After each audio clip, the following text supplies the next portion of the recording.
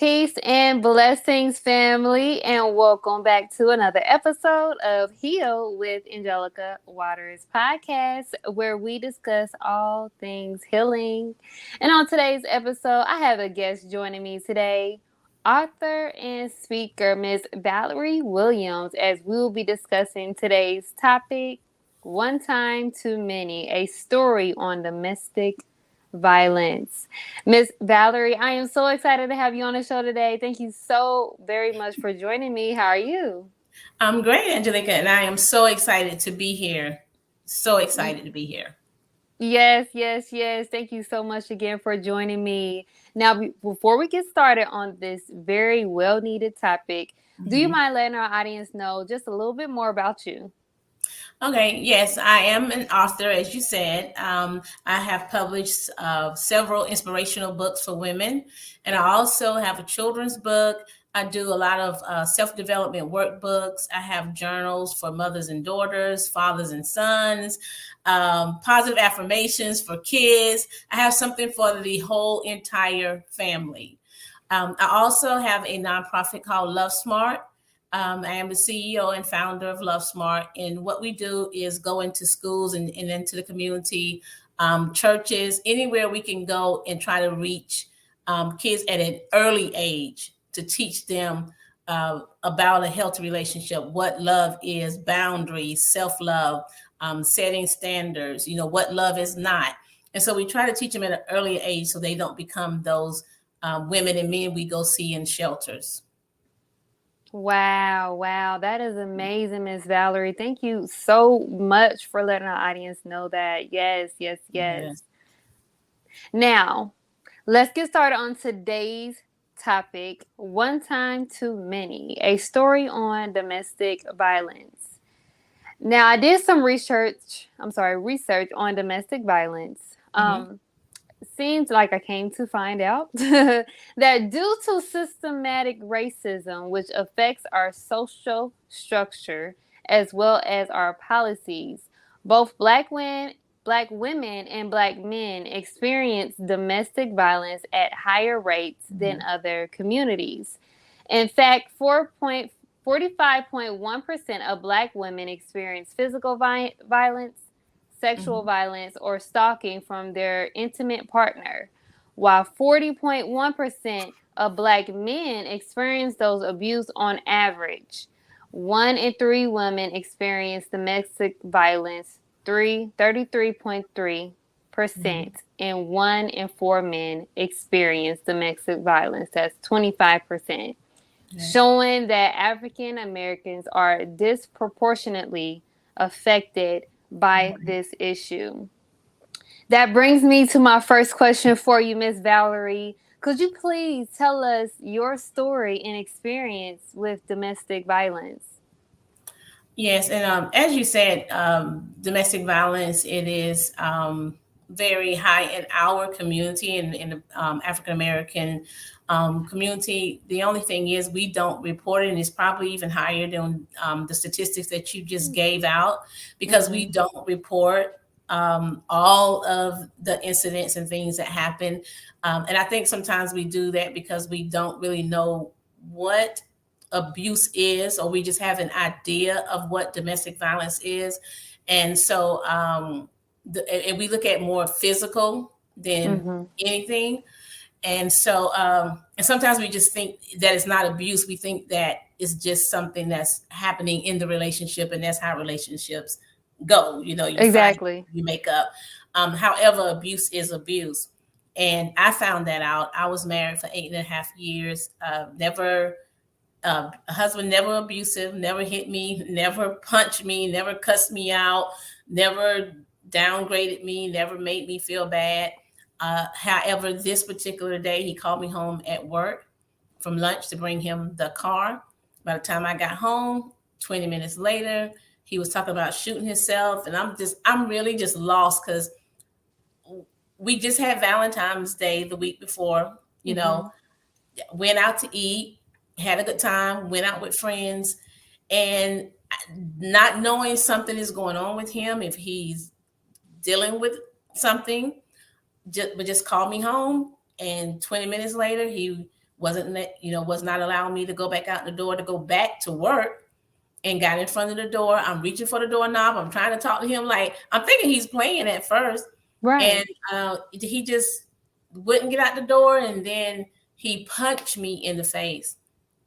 So when Oh he wow. punched me, I fell back on the kitchen floor. And I was just stunned because, I mean, like, he literally, I like Mm. knocked me, right?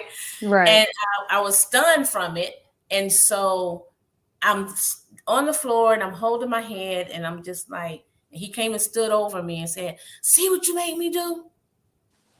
And I'm getting up off the floor like, "See what I made you do?" Because my face is just whopping. And I got up and he went in his pocket and pulled out a gun. We never had a gun in the house. Don't know where he got a gun from. So I'm just like, "Where you get a gun from? What are you doing?" Because it just, what is going on? Right. And so he proceeded to end up shooting me 3 times. And he Oh shot me with a wow. 38 Smith and Wesson. I was shot in the head. So I have a bullet hole here, and it went all the way through my head and Ooh. came out over here. So I have 2 bullet holes here, and then I have 2 on my arm. You can kind of see one right there, Mm-hmm. and then there's another one. And he shot me twice in my arm. One bullet came up, went through here, and came out my spine, out the back of my neck. And then he ended up shooting himself in the back of the head. So we both were in the house, shot. But I had a girlfriend that I had asked to follow me home because I was taking him our family van. That's why I was going home when he called Mm-hmm. me. And it just happened so fast. And I got to the hospital. They took me out first, took him, and I didn't even know I was shot in the head. I had no clue. I had no pain in my head, but my arm, I knew that I had lost feeling in my arm because I couldn't move Mm-hmm. it. Got to the hospital. Um, they took him wherever. I thought he was dead. I didn't ask Yeah. about him, didn't think about him. I just wanted to get the surgery, you know. Exactly. Yeah, I just wanted to get. And so we had 2 kids at the time. They were 4 and 7, a boy and a girl. And I just thank God that they were not in the home, because I just think his whatever his state of mind was, anything Mm-hmm. could happen. And in Exactly. domestic violence, it happens all the time. The whole family, they kill the whole family. Exactly. So got to the hospital. Didn't have no surgery, no anything, and that's only because of God. You know, Yes. that's Walking only miracle because you of are.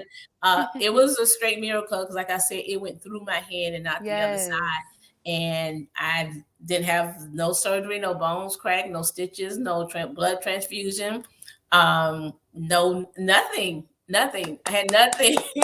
Oh, glory to be to God. Yes. Yes, Oh my glory be to God. gosh. And I just didn't didn't even have a clue that I had been shot in the head. Mm-hmm. Um, I stayed in the hospital 3 days for observation. My head was swollen.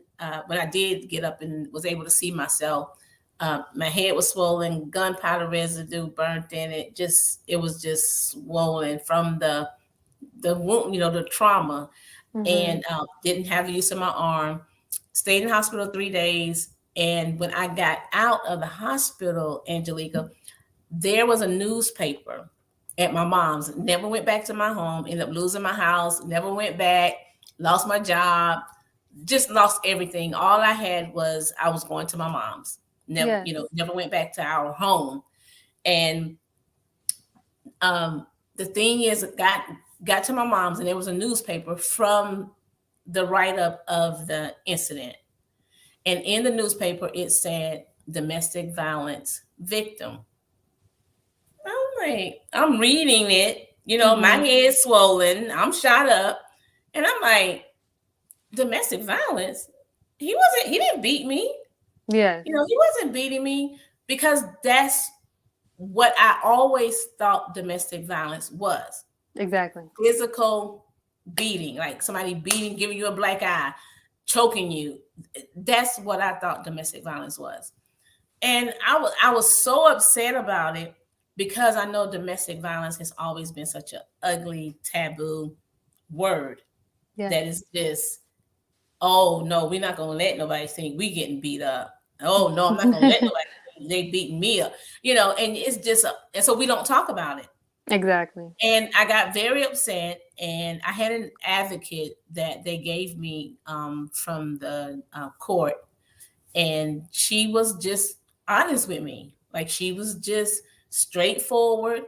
And I was like, I'm not a, they need to change this. They need to rewrite this article. And I mean, I was upset, Yes. upset. And, and she Yes. was just like, but you are.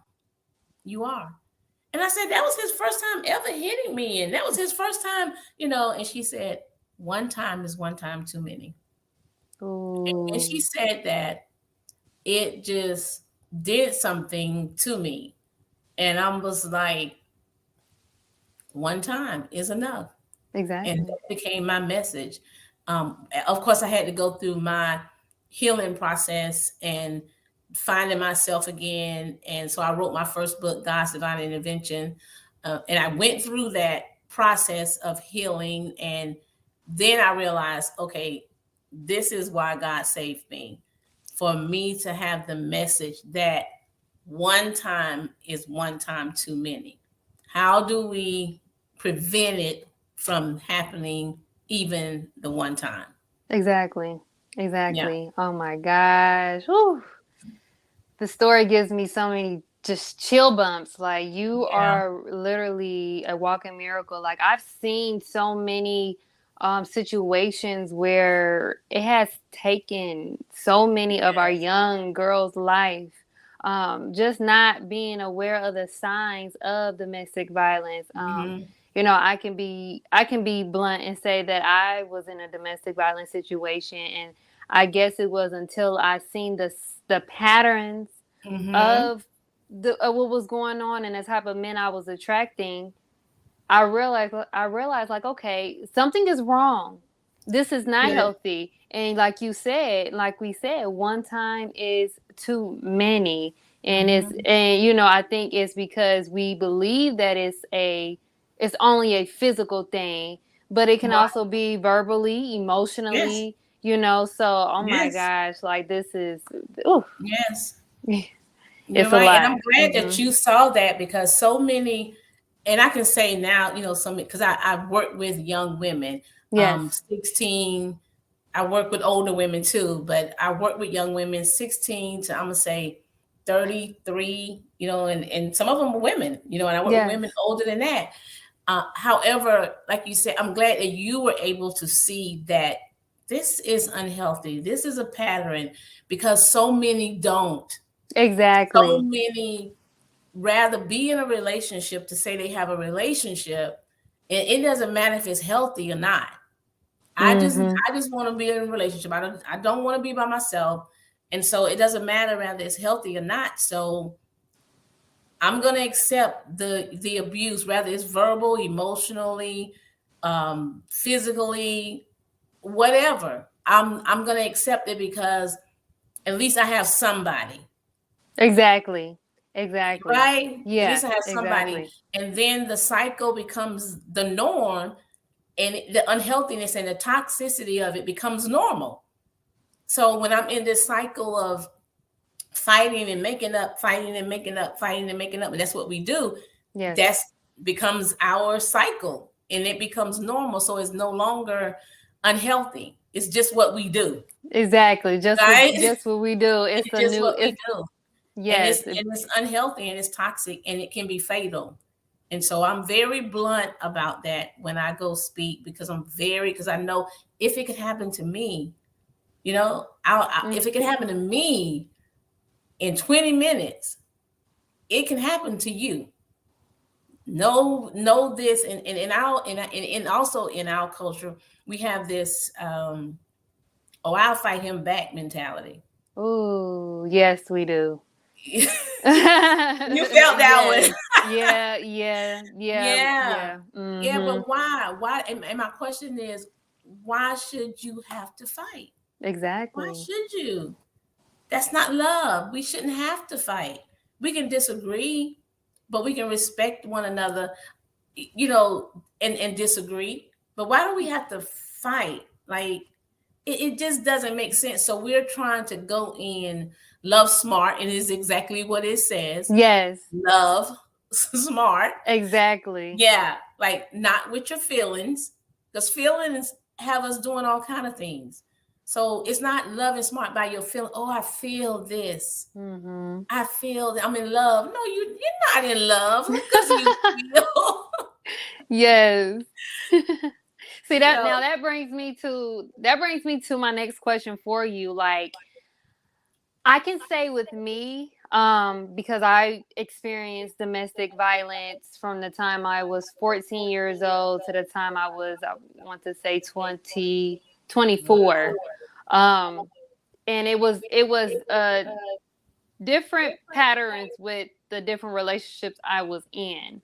mhm, Um, and once I came to realize that, oh, this is a cycle, but I ended up learning to take accountability within mhm, myself in a way, because it's mhm, like, what am I doing to kind of track the situation?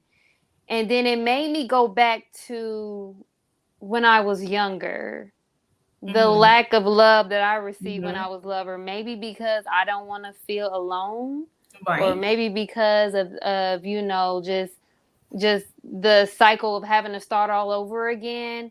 Um, but Mhm, now, do you believe that it's men have? I won't say. I just know of a lot of women going through domestic violence. Not saying that men don't go through domestic violence, mhm. because there is rates of that as well. Because women feel as if that they have to respond back. However, like, do you believe that the lack of love in the home could be the cause of why there's so many domestic violence situations, as far as when you're younger, Mhm. and then you grow up and get into these relationships, Right. or as far as like what you see when you grow up? Okay. What I have learned since working with teens and talking to them Yes. and all races, all races, Yeah. Mexican, Caucasian, it doesn't matter, all of them. One thing I've learned about the boys is, and this is something that I had to as a mother too, and Mm-hmm. you do have a son, right? Yes, I I had to do. be. I realized that at one point, because now I was a single parent at this time after the shooting. I'm a single parent, so my son could get hurt, and I would tell him to suck it up. What are you crying for? Like, oh my gosh, like stop, it doesn't hurt. And one day he told me, he said, "Mommy, it does, but it does hurt." Yeah. Like it does. And so I spanked him one day, and he's crying because I spanked him because he did something that he needed a popping for. And he started crying, and I'm telling him to stop crying. But I spanked him, and it hurt. Mm-hmm. And so it hit me when he told me, he said, "But it does hurt." And I said, "What am I teaching him as a boy?" I'm teaching him it's not okay for you to cry. I'm Mm. teaching him it's not okay for you to be in touch with your natural emotions, which is Exactly. crying when you feel something. And I'm telling you that it's not okay for you to do that because you're a boy. So, but am I telling him how to release his anger? How am I telling him how to release his emotions? I'm not reinforcing it with anything. So if I don't stop now at the age of 8, I'm gonna say 7, 8, and he becomes that young man at 18, still holding those emotions in, still not crying, still not releasing, then he's gonna meet a young lady, and he's gonna be in a situation where they may get into an argument, and what you think is gonna happen? Ooh. And that's what men do. They hold on, they hold on, they hold on, they hold on, because we have not taught them how to express themselves as little boys, or have told them we're saying it's not okay for you to tell me how you feel, because when you do that, it lets me think that you're weak, You're not a Yeah. strong man. And that's not true. And it shouldn't be true. So in Love Smart, we try to get with them and teach them that that is natural. That is okay for you to cry. If you out there playing football and them 5 boys jump on you and it hurt, I Yes. mean, if it make you cry, it's okay. But you can hear the coaches on the field, suck it up, stop crying. What you crying for? Stop being a sissy. Mm-hmm. Okay, what are they supposed to do with it? So when they get into altercations and when they get upset and when they get heavy, what are they doing with it? And I asked one little boy, he said, eventually we're gonna boom, we're gonna explode. Explode. And Exactly. so you see, and so when a girl break up with a guy, he doesn't look at it as though she's breaking up and this is her choice, because we all have the right to be where we want to be and where we don't want to be. We Exactly. all have the right to choose what we want for our life. But when a girl says, I don't want to date you anymore, that's rejection to a boy. And who has taught him how to deal with rejection? You know, who's taught him? So he don't look at it, and that's why you turn on YouTube and the TV, and you hear day after day after day. I just heard last night. I turned the TV on, just turned the TV on, and the guy shot his daughter and her mom. You shot your own daughter, like Ooh. 9 years old. This your daughter. This is your biological daughter, and you're so resentful because somebody decided they don't want to be with you and your abusive Mm-hmm. self anymore. And so you go and then you go kill yourself. So it's like that's one part of it that I see is missing. Yes. That the men that how who's teaching them? Who are they talking to? They can't just go to the barbershop and talk.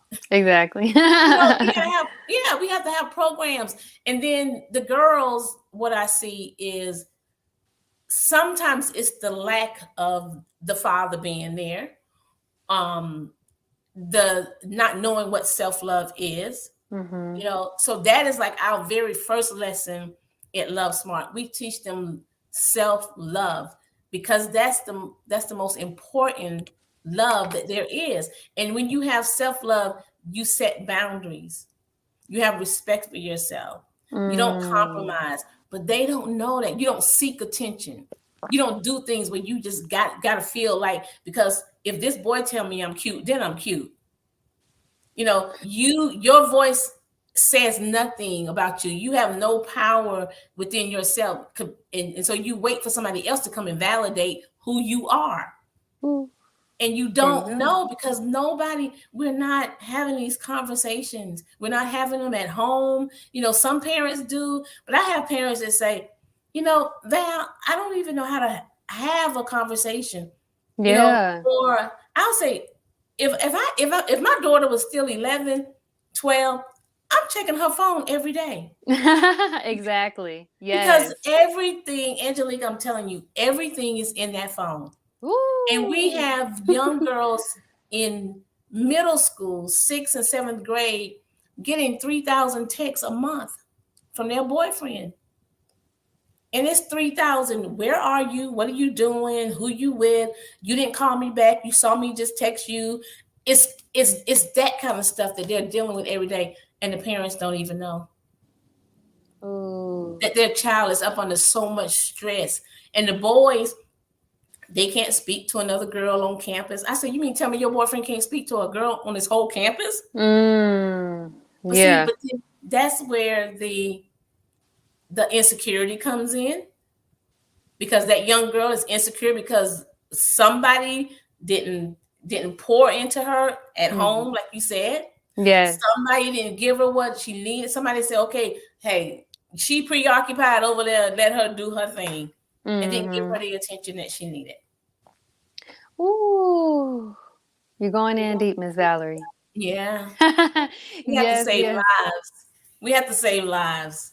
We You have know, to. We we have have to. It's a to. must. It's a must that um And I believe that this situation in general, domestic violence, is being swept under the rug a Mm-hmm. lot of the times because of us not knowing the, how can I say this, the not identifying the Mm-hmm. signs Right. of domestic violence properly. So yes, ma'am, going in deep. Now, if you all are enjoying this episode just as Mm-hmm. well as I am, please show your support by donating today for more free and powerful content just like this. More info to donate will be listed in today's show notes. Now, let's get back to today's episode, One Time Too Many. Now, I do have another question for you, Miss Valerie, and I want to know, why is having a healthy sense of self love, boundaries, and communication with parents valuable to one who finds themselves in a domestic violence situation? Okay. For you said for parents, Yes. um, it's good because what I've been learning, and a lot of the teens tell me, the youth tell me that they don't feel that they can talk to their parents. Yes. So at Love Smart, we have what we call a parent portal. And we even have one on Facebook. It's called Love Smart Parent Portal. And that's where we put information in for parents to keep them up to date on the signs and have a talk with your son. And we just try to throw different things out to them because it matters. Because if that child does not feel that they can come to that parent and talk to them, then they're going to talk to their peers, but their peers, they don't know either. They have Exactly. no idea. They have no idea what healthy relationship is and what is not. One thing I have learned this year more than ever, I've noticed that they want to know. When I first start out a presentation, they may say something like, "Oh man, we don't want to hear this," because they don't want you telling them anything about their Mm. relationship. But the more I start showing them that it's not about their relationship being healthy, it's about them being healthy first. You have to be healthy Mm. before you try to get with somebody else. Two unhealthy people, they're sick. I always say I'd rather be healthy alone than sick with you. I'm just gonna be healthy by Ooh. myself. you know, Yes. And so teaching our teens that at an earlier age will keep them from going to college, getting in situations. They'll say, "Oh, if you love me, you'll have sex with me." And that young lady or that man will be able to say, "That's not love, that's manipulation." Ooh. Right? Because I Yes. learned that from Love Smart. Yes. Because they have the information. So I just don't want the teens to have the tools. I want the parents to have the tools also. And I know that's a touchy subject because sometimes parents feel like, "Oh, I don't want to get in their business." I'd be like, "Look, you better get in their business. Exactly. You Ooh, better get in their listen. business because I'm telling you, Mm-hmm.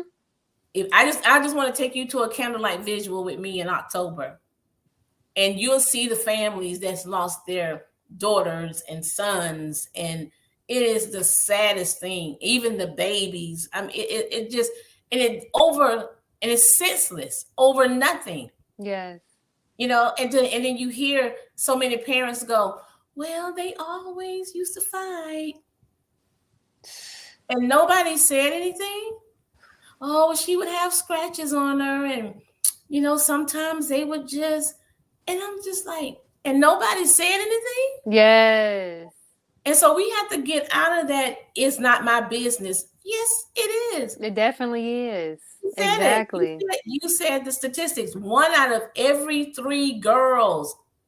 Come on. Every three girls you see. So we have to. We have a thing called for parents. It's called tap in, tap out. And basically, it's just you should know your child enough to know. Say if you pick them up from rehearsal, right? Mm-hmm. Football rehearsal or cheerleader rehearsal or whatever. You pick them up from practice and you're in the car and like they can hear your podcast today, right? And Yeah. you say, well, you know what? I was listening to, Angelica Watters on her podcast, and she had this lady on there, and she was talking about healthy relationships. What is a healthy relationship? What does that look like to you? So you've tapped in. Let them answer. Oh, a healthy relationship is, because this is what they believe a healthy relationship is. Exchanging our passwords, checking each other phone. Yes. And so as a parent, you can say, no, that's not a healthy trait. That's not something healthy, because eventually that's going to end up, being, like somebody's going to get upset about it. So I wouldn't consider that healthy. So, and then you tap back out.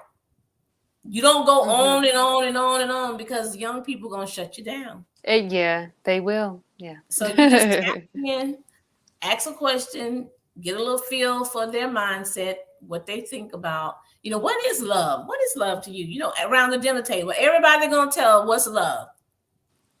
You gotta open up that door and give them room. I have some young people say nobody has ever talked to them about relationships.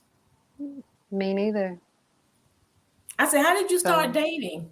I liked him, he liked me. We just there you started go. dating. And no, That's but usually see, how it goes that's too. usually how it goes. But it's Mm-hmm. so much responsibility with relationships.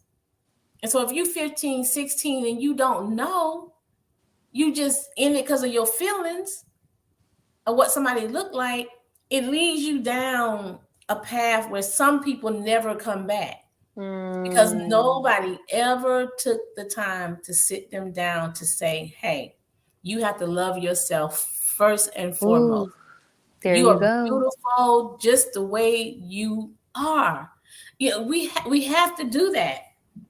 We have to do it because we look for validation in other people, and we seek it in so many ways, and then we end up in relationships that you don't even know how to get out of. Like you're Exactly. afraid to get out of it. Yes. Ooh, And that fear will paralyze you. it will. So it's I'm so grateful and appreciate you taking the time out to even want to talk about it, because it's so needed. It is so Yes, it needed. is. Yes, it is. I am grateful um, to have you on as a guest to discuss this. And actually, I've known of people that went through domestic violence situations. Um, However, it just was never the topic that I wanted to discuss, because it was Mm-hmm. always, oh, you don't really want people in your business. But when I thought about it, it's like, hey, it may be someone that is going through this that Yeah. maybe needs to hear your story, just like you're sharing to me, made me open up and be like, oh, wow, I did go through this. And I went through it for so long at a point in Mhm. time. I didn't even notice it until I got to a point in my life, and I'm pretty sure um, everyone will get to a point where they realize something is wrong. Like, this is Mhm. not healthy, something is wrong, and I'm not feeling good about myself. So you start identifying those things and see, like, oh, wow, this is toxic. This is Yeah. a situation that I have to get out of, and learning. With me, it was me learning and starting to love myself more, what kind of made me be more grounded and have more boundaries when it comes to certain relationships that I'm in. And I believe that that is something that our women and our men Yes. need Amen. to implement. Yeah, like, it's not just Yes. women, it's men Yes. too. It's a lot of things that needs to be implemented in regards to that. Just getting back to self and knowing thyself. And Mhm. that's why I love that the you brought up the relationship with the parents. Yeah. Then me now having my son, and how I want to teach him, what's right and what's wrong, and Right. not allowing a woman to do certain things to you as well, and Mhm. being able to express yourself. So I know someone Right. is going to find so much value in your love. Was it love self? Love smart. Love smart. There you Love go. smart. Yes, Yes. yes, love smart. It's such Yes. a beautiful thing, because we have to learn to love smart. So I did just have one more question before we end today's show. Now, what advice do you have for anyone who is in a domestic violence situation who do not know how to get out? There's help everywhere, resources in their community. I have no doubt in my mind there are definitely. And then there's the National Domestic Violence Hotline number. They can just look it up. I think it's 1-888-779 SAFE. But if not, they can look it up national, and they're there 24/7. And that's the thing, they will help them step by step. Because one thing I always tell, especially women, because 90% of victims are women, Mm-hmm. be very careful when you say, I'm going to leave. That needs to be something that you're kind of doing under the rug, Mm-hmm. because a lot of women go, that's why I'm leaving you. And that's the time when they say, I think they say 7 times higher than women getting killed at that moment. Because remember, I talked to you about the rejection. Yes. Men look at it as rejection.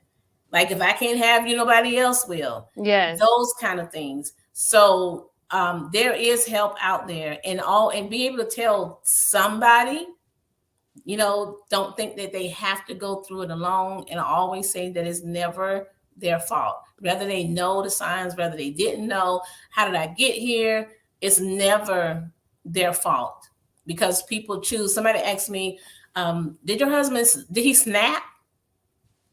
No, he didn't snap, because I was begging him for my life. And I Mm-hmm. know he was talking to me and I was talking to him. He understood everything I said. So he never will get a snap from me. Now, Yeah. it was out of his character for who he was, but he made a choice that day. He made a choice when he hit me, when he punched me, and he made a choice when he pulled the trigger 3 times. Ooh. That's not snapping. That's not snap. And so I tell people all the time, don't re-victimize the victim. Ooh. Right? Don't Yes. re-victimize the victim. Like, I had to Yes. do something in order for him to do that. I had to do something. No, he made a choice. And if I did sleep with 10 men, it doesn't give you the right to try to take my life. Exactly. So I always tell people, that I really, what I want now more than anything, I just did an event Saturday, and my message was prepare. You have to be in preparation. You have to prepare to be in a relationship. Then that way you don't have to worry about managing it. So, you know what I Mm-hmm. mean? If you prepare for it, you don't have to take so much time managing it. But what do we do to prepare before we get in a relationship? What do we do to prepare when we get out of a relationship? How do we prepare ourselves and get ourselves back right before we get into another relationship? Another one. We don't. We Yes, jump we into another don't. relationship. We get right back in Ooh. another relationship, broken, bruised, hurt, but we just get into another relationship, and that Ooh. cycle starts all over again. So A prepare. What continual do you cycle. prepare? How do you prepare yourself to make sure you're good and make sure you're whole before you get in a relationship? And like you said, those boundaries are number one. Those boundaries are for protection, not Mm-hmm. punishment.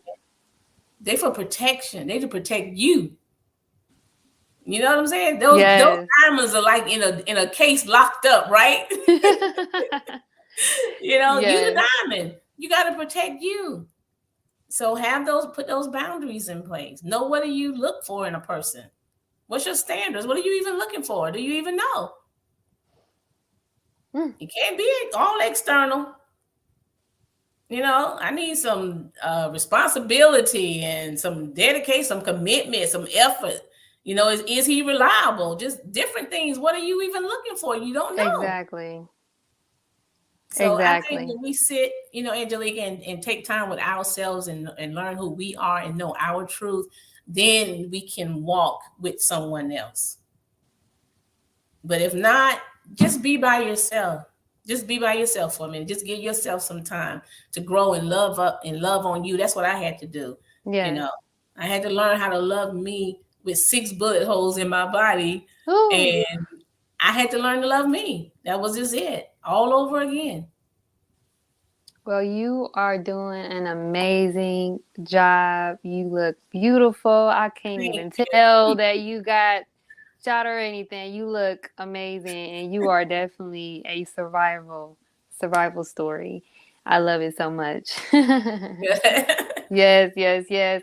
I want to thank you again for joining me today, Miss Valerie, and discussing this well needed topic, one time too many. I would also like to give a special thank you to my amazing audience and Healing Tribe for joining us today. I pray today's episode was informative and valuable to you all. Also, be sure to give us your feedback, share, and subscribe, and turn on your notifications so you don't miss out on any upcoming episodes on any of your favorite podcast stations and on my YouTube channel, Heal with Angelica Watters Podcast, to help get the message out to those in need of healing. Also, if you are ready to start your healing journey, be sure to check out my ebooks and merchandise on health and wellness and start your healing today. More info will be available in today's show notes. I will also leave info in the description so you all can contact my guest today, Miss Valerie Williams. Valerie, before we end today's show, do you have any closing remarks for today's audience? Only remark I want to say is to make sure whatever relationship you have that is purposeful before it's personal. Ooh. It must have a purpose. If it don't have a purpose, let it stay where it is. Purposeful Yes. before personal. Yes, yes, yes. I love it, Miss Valerie. You guys heard it first. Make sure it is purposeful Purposeful. first. Yes, yes, yes. And again, I want to thank you all for joining us today. And we leave you guys as we came. Peace and blessings.